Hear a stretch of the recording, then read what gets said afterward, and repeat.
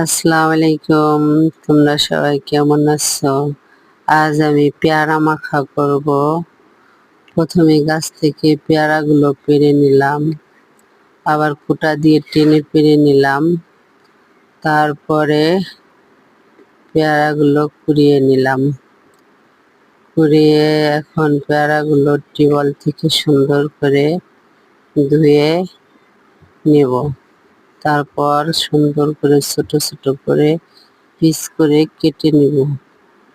বড় পিস করলে ভালো লাগে না, ছোট পিস করলে মজা হয়।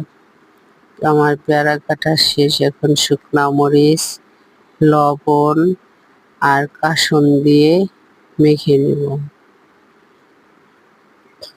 তারপর মাখা হয়ে গেলে আমরা সবাই একসাথে খাবো। আমার মাখা শেষ। এখন খেয়ে মনে হলো একটু লেবুর রস দিলে মজা হবে, তাই লেবুর রস দিলাম। তারপর আবার লেবু ছোট ছোট পিস করে কেটে দিলাম। আসলে স্বাদটা দ্বিগুণ বেড়ে গেল। তা আমরা সবাই খেলাম। তোমাদের কাছে ভিডিওটা কেমন লাগলো?